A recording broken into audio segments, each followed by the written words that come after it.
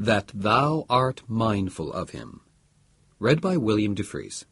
The 3 Laws of Robotics. 1. A robot may not injure a human being or, through an action, allow a human being to come to harm. 2. A robot must obey the orders given it by human beings, except where such orders would conflict with the first law. 3. A robot must protect its own existence, as long as such protection does not conflict with the first or second law.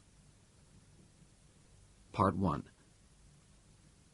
Keith Harriman, who had for 12 years now been Director of Research at United States Robot and Mechanical Men, Inc., found that he was not at all certain whether he was doing right. The tip of his tongue passed over his plump but rather pale lips, and it seemed to him that the holographic image of the great Susan Calvin, which stared unsmilingly down upon him, had never looked so grim before. Usually he blanked out that image of the greatest roboticist in history because she unnerved him. He tried thinking of the image as it, but never quite succeeded. This time he didn't quite dare to, and her long, dead gaze bored into the side of his face. It was a dreadful and demeaning step he would have to take. Opposite him was George Tenn, calm and unaffected either by Harriman's patent uneasiness or by the image of the patron saint of robotics glowing in its niche above. Harriman said, "Well, we haven't had a chance to talk this out, really, George. You haven't been with us that long, and I haven't had a good chance to be alone with you, but now I would like to discuss the matter in some detail." "I am perfectly willing to do that," said George. "In my stay at U.S. Robots, I have gathered the crisis has something to do with the 3 laws. "Yes. You know the 3 laws, of course." "I do." "Yes, I am sure you do. But let us dig even deeper and consider the truly basic problem. In 2 centuries of, if I may say so, considerable success, U.S. Robots has never managed to persuade human beings to accept robots. We place robots only where work is required that human beings cannot do, or in environments that human beings find unacceptably dangerous. Robots have worked mainly in space, and that has limited what we have been able to do." "Surely," said George Tenn, "this represents a broad limit, and one within which U.S. Robots can prosper." "No, for 2 reasons. In the first place, the boundaries set for us inevitably contract. As the moon colony, for instance, grows more sophisticated, its demand for robots decreases, and we expect that within the next few years, robots will be banned on the moon. This will be repeated on every world colonized by mankind. Secondly, true prosperity is impossible without robots on Earth. We at U.S. Robots firmly believe that human beings need robots and must learn to live with their mechanical analogs if progress is to be maintained." "Do they not? Mr. Harriman, you have on your desk a computer input which, I understand, is connected with the organization's multivac. A computer is a kind of sessile robot, a robot brain not attached to a body." "True. But that also is limited. The computers used by mankind have been steadily specialized in order to avoid too human-like an intelligence. A century ago, we were well on the way to artificial intelligence of the most unlimited type, through the use of great computers we called machines. Those machines limited their action of their own accord. Once they had solved the ecological problems that had threatened human society, they phased themselves out. Their own continued existence would, they reasoned, have placed them in the role of a crutch to mankind, and since they felt this would harm human beings, they condemned themselves by the first law." "And were they not correct to do so?" "In my opinion, no. By their action, they reinforced mankind's Frankenstein complex. Its gut fears that any artificial man they created would turn upon its creator. Men fear that robots may replace human beings." "Do you not fear that yourself?" "I know better. As long as the 3 laws of robotics exist, they cannot. They can serve as partners of mankind. They can share in the great struggle to understand and wisely direct the laws of nature so that, together, they can do more than mankind can possibly do alone, but always in such a way that robots serve human beings." "But if the 3 laws have shown themselves, over the course of 2 centuries, to keep robots within bounds, what is the source of the distrust of human beings for robots?" "Well," and Harriman's graying hair tufted as he scratched his head vigorously, "mostly superstition, of course. Unfortunately, there are also some complexities involved that anti-robot agitators seize upon." "Involving the 3 laws?" "Yes. The second law in particular. There's no problem in the third law, you see. It's universal. Robots must always sacrifice themselves for human beings, any human beings. Of course, said George 10. Well, the first law is perhaps less satisfactory, since it is always possible to imagine a condition in which a robot must perform either action A or action B, the two being mutually exclusive, and where either action results in harm to human beings. The robot must therefore quickly select which action results in the least harm. To work out the positronic paths of the robot brain in such a way as to make that selection possible is not easy.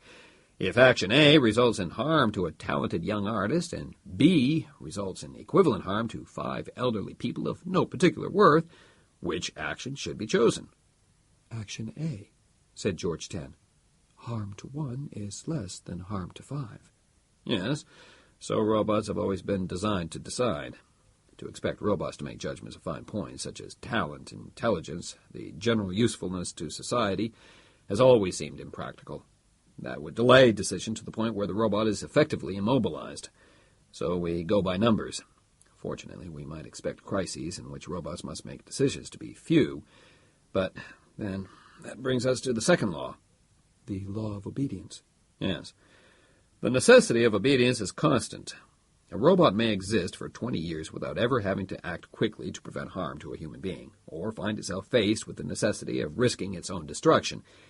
In all that time, however, it will be constantly obeying orders. Whose orders? Those of a human being. Any human being? How do you judge a human being as to know whether to obey or not? What is man that thou art mindful of him, George? George hesitated at that. Harriman said hurriedly, Biblical quotation. That doesn't matter. I mean, must a robot follow the orders of a child, or of an idiot, or of a criminal, or of a perfectly decent, intelligent man who happens to be inexpert and therefore ignorant of the undesirable consequences of his order? And if two human beings give a robot conflicting orders, which does the robot follow? In 200 years, said George 10, have not these problems arisen and been solved? No, said Harriman, shaking his head violently. We have been hampered by the very fact that our robots have been used only in specialized environments out in space, where the men who dealt with them were experts in their field. There were no children, no idiots, no criminals, no well-meaning ignoramuses present. Even so, there were occasions when damage was done by foolish or merely unthinking orders. Such damage in specialized and limited environments could be contained. On Earth, however, robots must have judgment. So those against robots maintain, and damn it, they are right. Then you must insert the capacity for judgment into the positronic brain. Exactly. We have begun to reproduce JG models in which the robot can weigh every human being with regard to sex, age, social and professional position, intelligence, maturity, social responsibility, and so on. How would that affect the 3 laws? The third law, not at all. Even the most valuable robot must destroy himself for the sake of the most useless human being.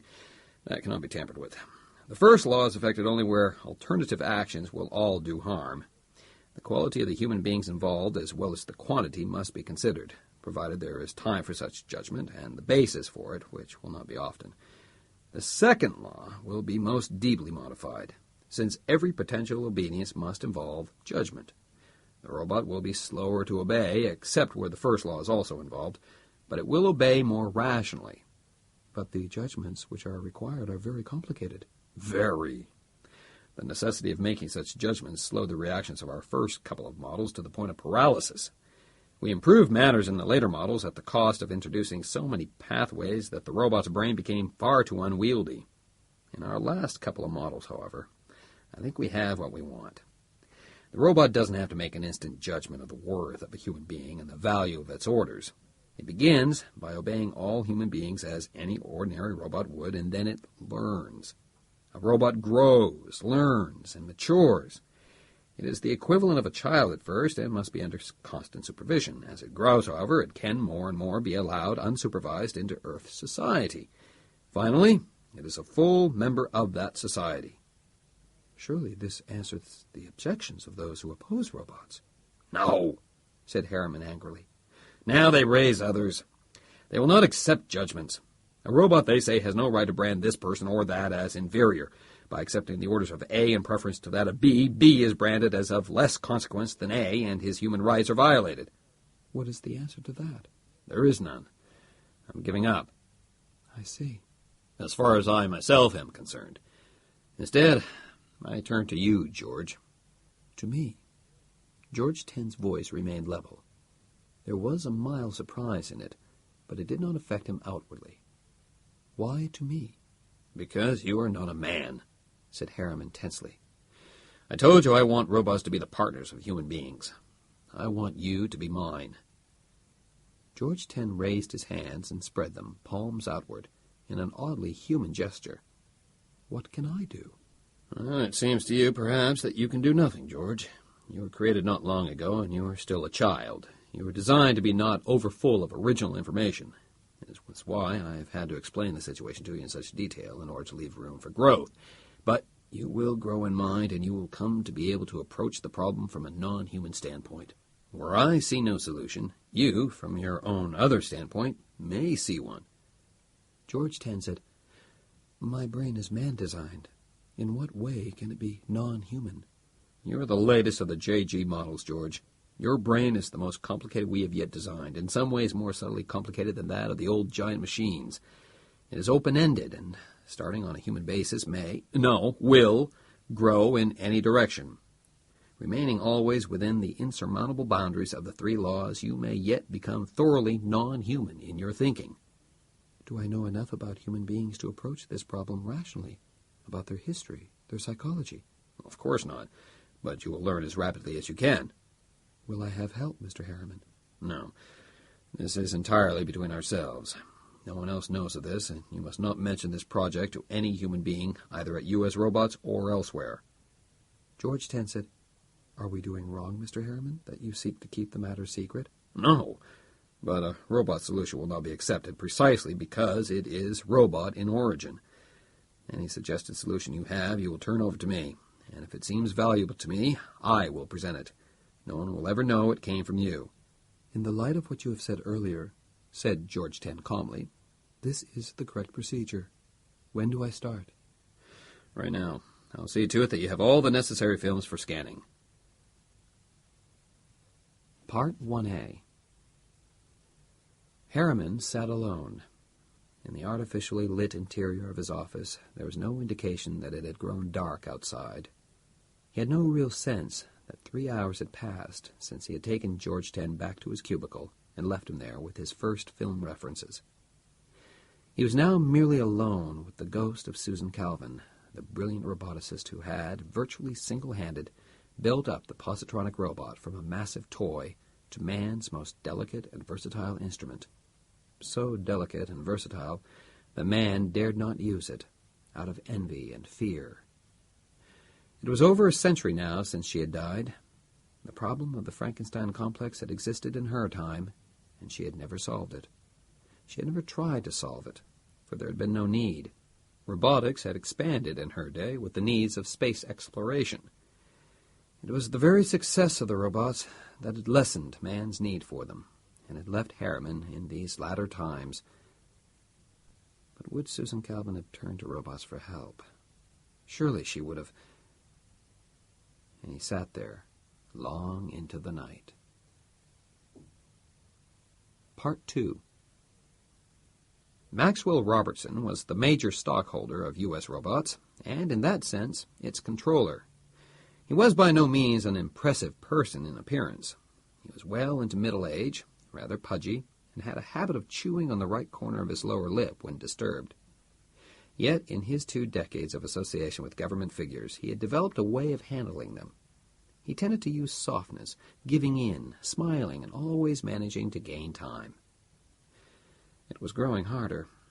Gunnar Eisenmuth was a large reason for its having grown harder.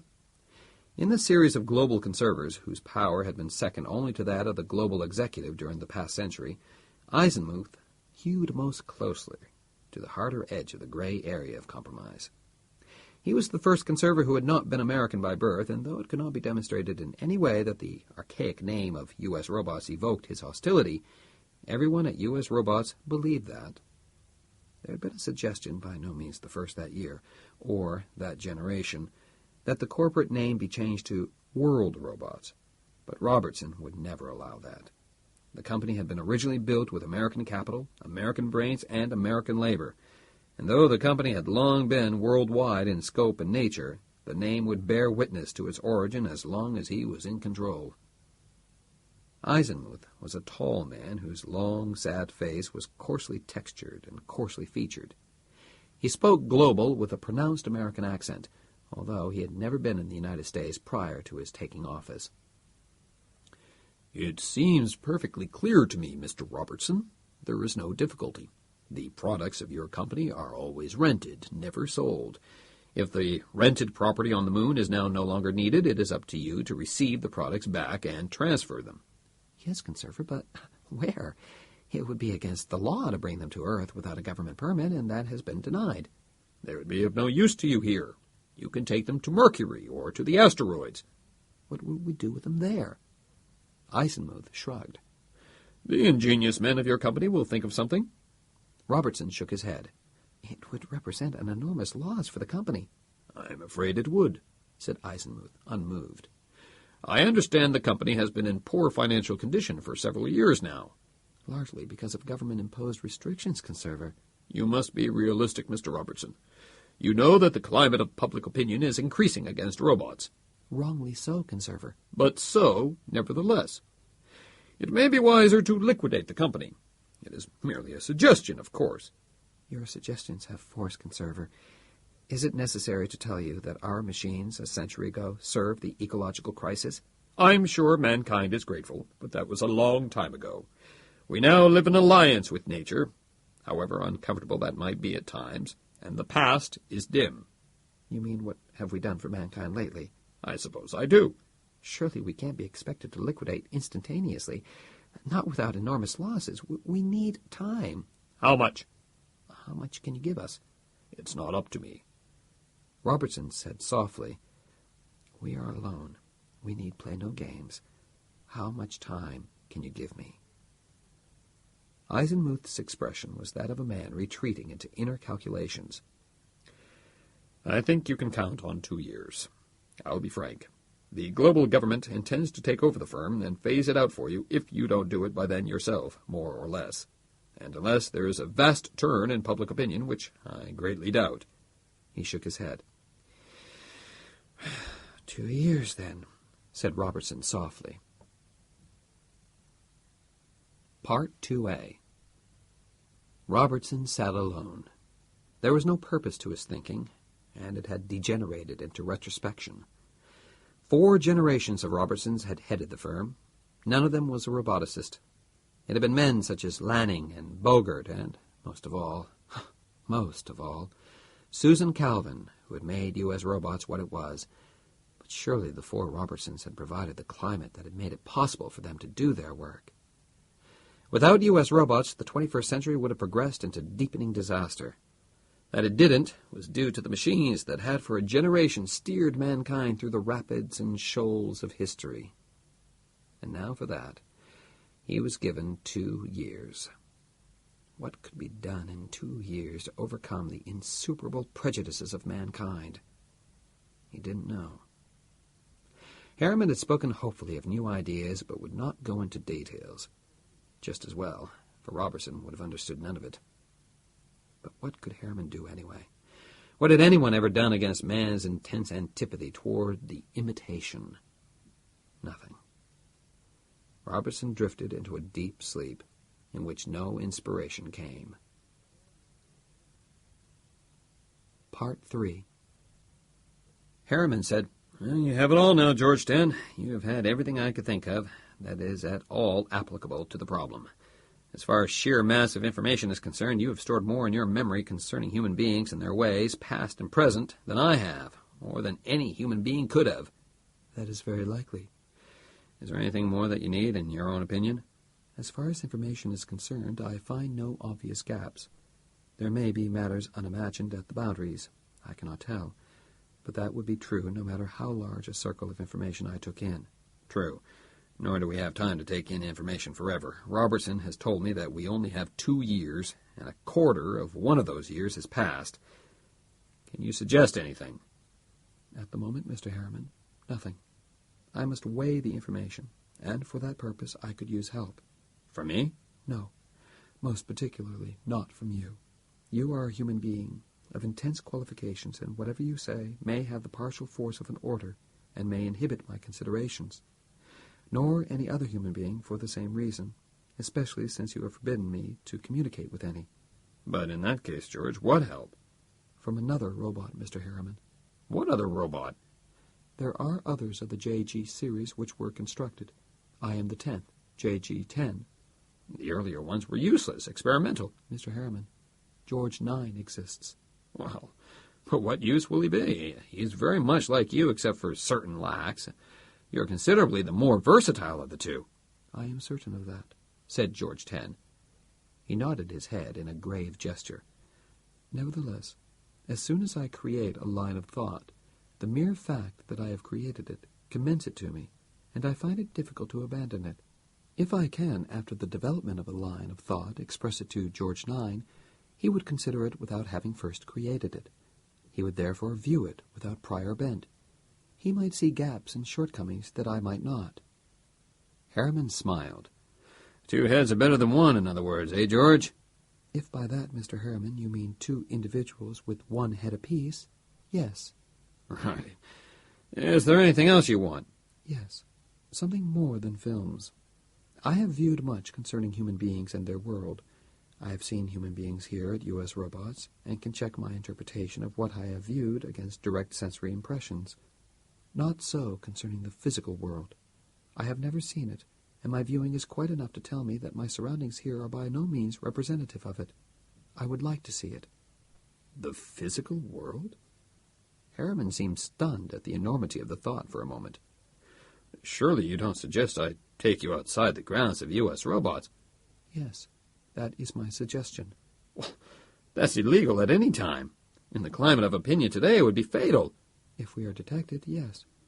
I do not suggest you take me to a city or even to a dwelling place of human beings.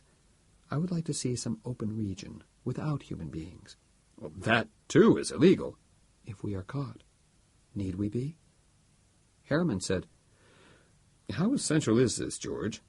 I cannot tell, but it seems to me it would be useful. Do you have something in mind? George 10 seemed to hesitate. I cannot tell. It seems to me that I might have something in mind if certain areas of uncertainty were reduced. Well, let me think about it. And meanwhile, I'll check out George 9 and arrange to have you occupy a single cubicle. That, at least, can be done without trouble. Part 3A. George 10 sat alone. He accepted statements tentatively, put them together, and drew a conclusion. Over and over again. And from conclusions built other statements which he accepted and tested and found a contradiction and rejected, or not, and tentatively accepted further. At none of the conclusions he reached did he feel wonder, surprise, satisfaction. Merely a note of plus or minus. Part 4. Harriman's tension was not noticeably decreased even after they had made a silent downward landing on Robertson's estate. Robertson had countersigned the order, making the dynafoil available, and the silent aircraft, moving as easily vertically as horizontally, had been large enough to carry the weight of Harriman, George 10, and, of course, the pilot. The dynafoil itself was one of the consequences of the machine-catalyzed invention of the proton micropile, which supplied pollution-free energy in small doses. Nothing had been done since of equal importance to man's comfort. Harriman's lips tightened at the thought. And yet it had not earned gratitude for U.S. Robots. The air flight between the grounds of U.S. Robots and the Robertson estate had been the tricky part. Had they been stopped then, the presence of a robot aboard would have meant a great set of complications. It would be the same on the way back. The estate itself, it might be argued, it would be argued, was part of the property of U.S. Robots, and on that property, robots, properly supervised, might remain. The pilot looked back, and his eyes rested with gingerly briefness on George 10. You want to get out at all, Mr. Harriman? Yes. It, too? Oh, yes. Then, just a bit sardonically, I won't leave you alone with him. George 10 descended first, and Harriman followed. They had come down on the foil port, and not too far off was the garden. It was quite a show place, and Harriman suspected that Robertson used juvenile hormones to control insect life, without regard to environmental formulas. "Come, George," said Harriman. "Let me show you." Together they walked toward the garden.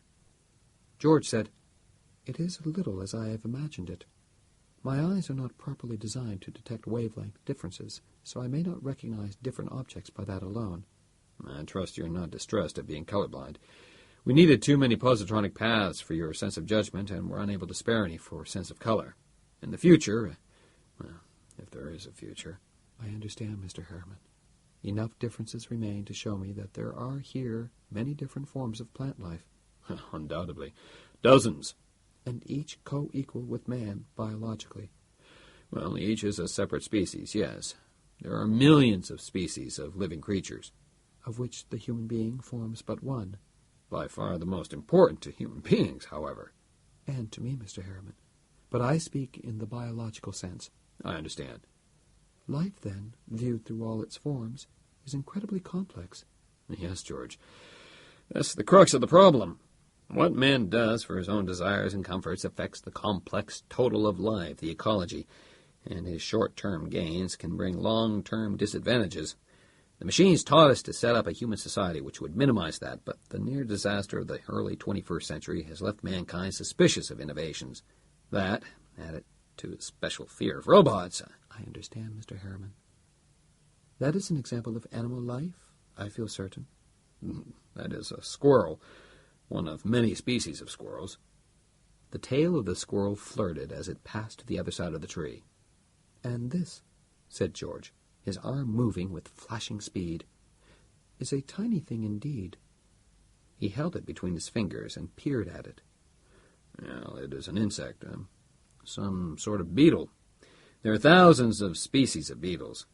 "With each individual beetle as alive as the squirrel and as yourself." "As complete and independent an organism as any other, within the total ecology. There are smaller organisms still, many too small to see." "And that is a tree, is it not? And it is hard to the touch." Part 4A. The pilot sat alone. He would have liked to stretch his own legs, but some dim feeling of safety kept him in the dynafoil. If that robot went out of control, he intended to take off at once. But how could he tell if it went out of control? He had seen many robots. That was unavoidable, considering he was Mr. Robertson's private pilot. Always, though, they had been in the laboratories and warehouses where they belonged, with many specialists in the neighborhood. True, Dr. Harriman was a specialist. None better, they said. But a robot here was where no robot ought to be. On Earth, in the open, free to move.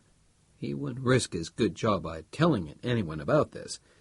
But it wasn't right. Part 5. George 10 said, "The films I have viewed are accurate in terms of what I have seen. Have you completed those I selected for you, 9? "Yes," said George 9. The two robots sat stiffly, face to face, knee to knee, like an image and its reflection. Dr. Harriman could have told them apart at a glance, for he was acquainted with the minor differences in physical design. If he could not see them, but could talk to them, he could still tell them apart, though with somewhat less certainty, for George 9's responses would be subtly different from those produced by the substantially more intricately patterned positronic brain paths of George 10. "In that case," said George 10, "give me your reactions to what I will say. First, human beings fear and distrust robots because they regard robots as competitors. How may that be prevented?" "Reduce the feeling of competitiveness," said George 9, "by shaping the robot as something other than a human being." "Yet the essence of a robot is its positronic replication of life. A replication of life in a shape not associated with life might arouse horror." "There are 2 million species of life forms.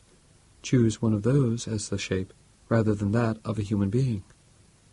"Which of all those species?" George 9's thought processes proceeded noiselessly for some 3 seconds.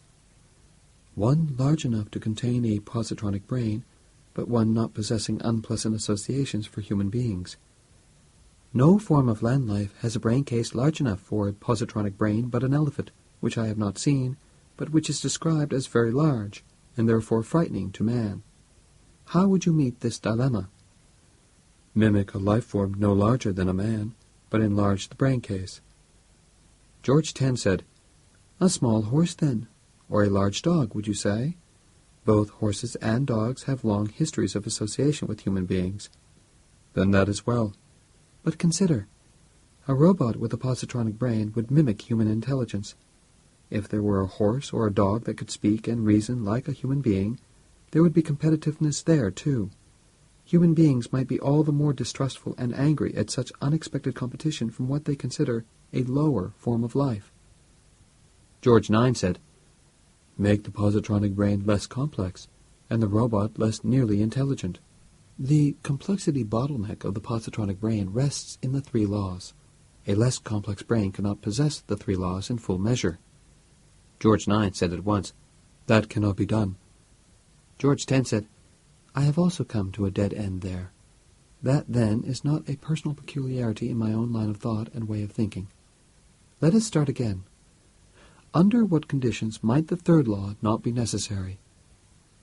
George 9 stirred, as if the question were difficult and dangerous, but he said, "If a robot were never placed in a position of danger to itself, or if a robot were so easily replaceable that it did not matter whether it were destroyed or not." "And under what conditions might the 2nd law not be necessary?" George 9's voice sounded a bit hoarse. "If a robot were designed to respond automatically to certain stimuli with fixed responses, and if nothing else were expected of it, so that no order need ever be given it." "And under what conditions—" George 10 paused here. "Might the 1st law not be necessary?" George 9 paused longer, and his words came in a low whisper. "If the fixed responses were such as never to entail danger to human beings." Imagine, then, a positronic brain that guides only a few responses to certain stimuli and is simply and cheaply made, so that it does not require the 3 laws. How large need it be? Not at all large. Depending on the responses demanded, it might weigh 100 grams, 1 gram, 1 milligram. Your thoughts accord with mine. I shall see Dr. Harriman. Part 5a. George 9 sat alone. He went over and over the questions and answers. There was no way in which he could change them. And yet, the thought of a robot of any kind, of any size, of any shape, of any purpose, without the 3 laws, left him with an odd, discharged feeling. He found it difficult to move. Surely George 10 had a similar reaction. Yet he had risen from his seat easily. Part 6. It had been a year and a half since Robertson had been closeted with Eisenmuth in private conversation. In that interval, the robots had been taken off the moon, and all the far-flung activities of U.S. robots had withered. What money Robertson had been able to raise had been placed into this one quixotic venture of Harriman's. It was the last throw of the dice, here in his own garden. A year ago, Harriman had taken the robot here, George 10, the last full robot that U.S. robots had manufactured. Now Harriman was here with something else. Harriman seemed to be radiating confidence. He was talking easily with Eisenmuth, and Robertson wondered if he really felt the confidence he seemed to have. He must. In Robertson's experience, Harriman was no actor. Eisenmuth left Harriman smiling, and came up to Robertson. Eisenmuth's smile vanished at once. "Good morning, Robertson," he said. "What is your man up to?" "Oh, this is his show," said Robertson evenly. "I'll leave it to him." Harriman called out, "I am ready, conserver." "With what, Harriman?" "With my robot, sir." "Your robot?" said Eisenmuth. "You have a robot here?" He looked about with a stern disapproval that yet had an admixture of curiosity. "This is U.S. Robots' property, conserver. At least, we consider it as such." And where is the robot, Dr. Harriman? In my pocket, Conserver, said Harriman cheerfully. What came out of a spacious jacket pocket was a small glass jar. That?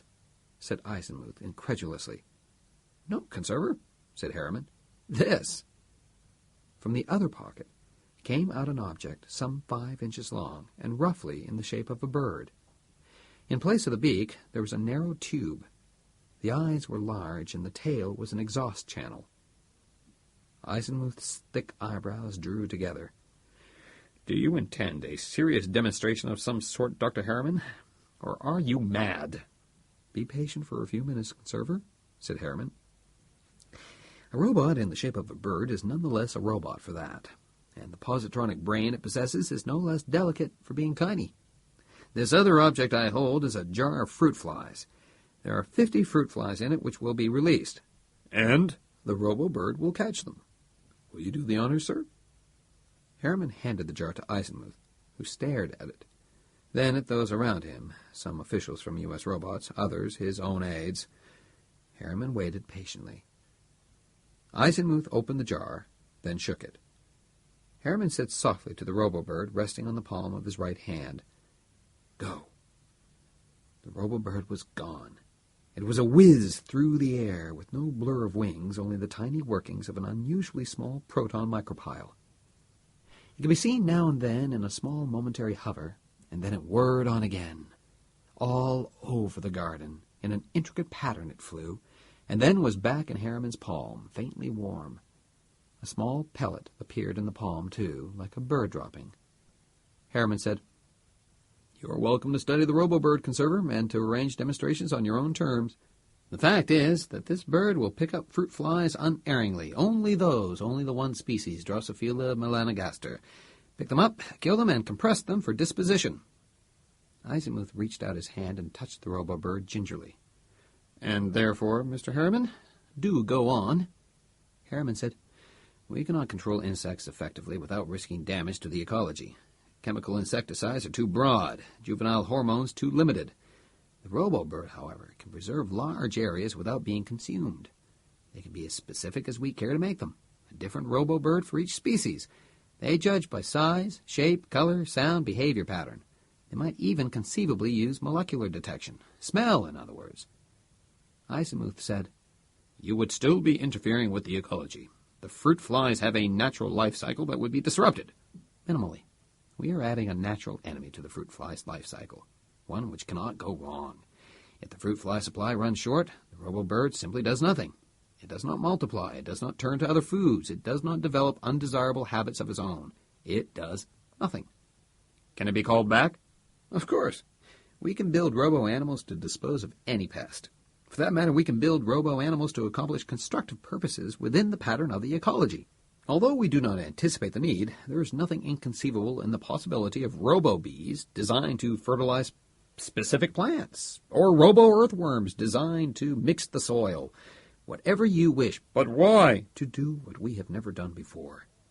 To adjust the ecology to our needs by strengthening its parts rather than disrupting it.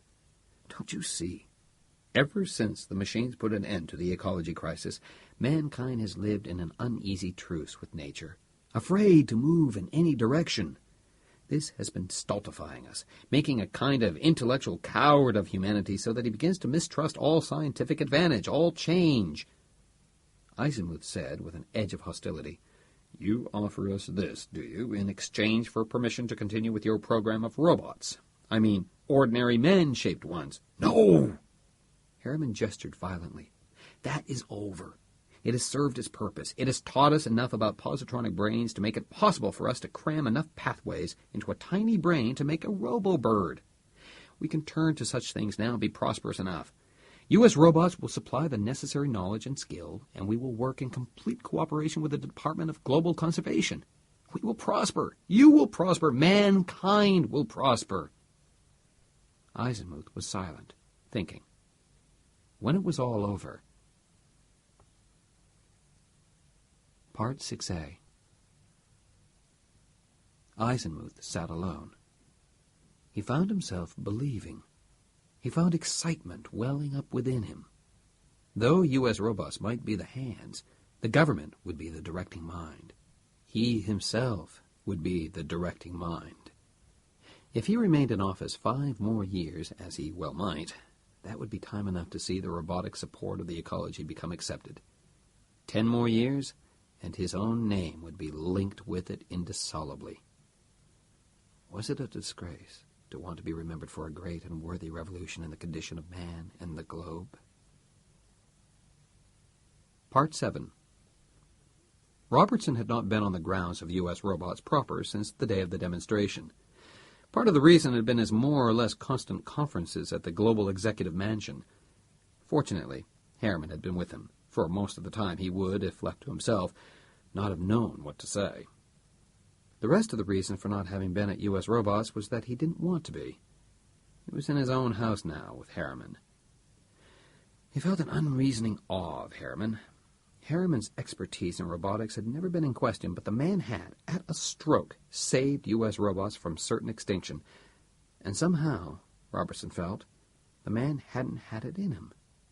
And yet, he said, "You're not superstitious, are you, Harriman?" "In what way, Mr. Robertson?"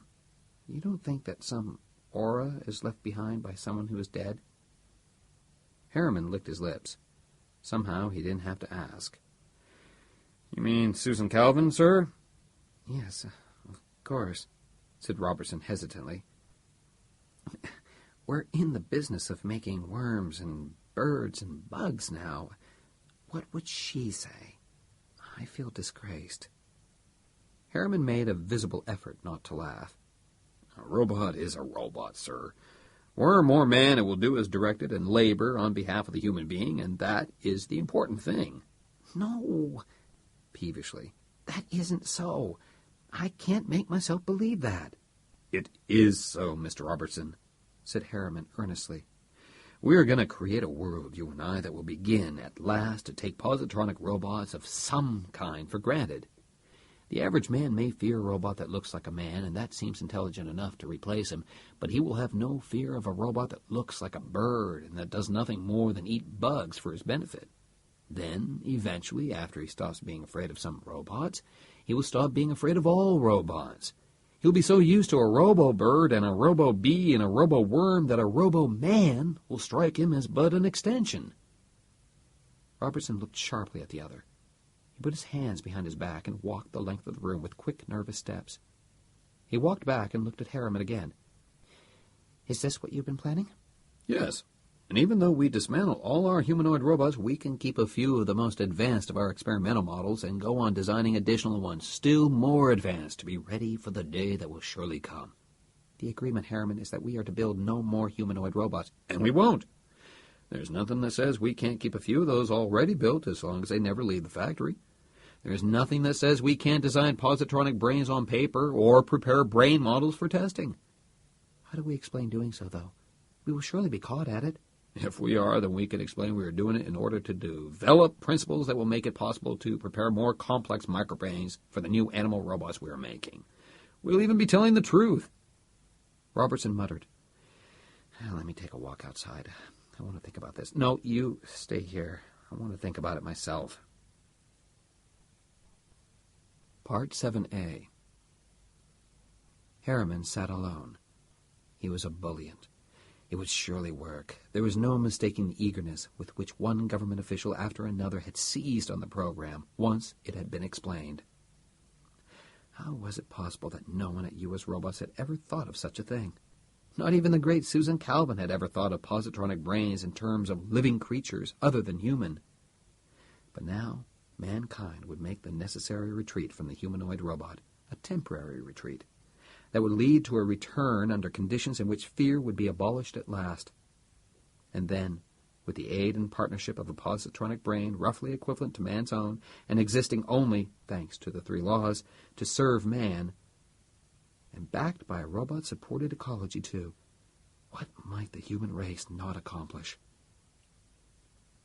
For one short moment, he remembered that it was George Ten who had explained the nature and purpose of the robot-supported ecology, and then he put the thought away angrily. George Ten had produced the answer because he, Harriman, had ordered him to do so and had supplied the data and surroundings required. The credit was no more George Ten's than it would have been a slide rule's. Part 8. George 10 and George 9 sat side by side in parallel. Neither moved.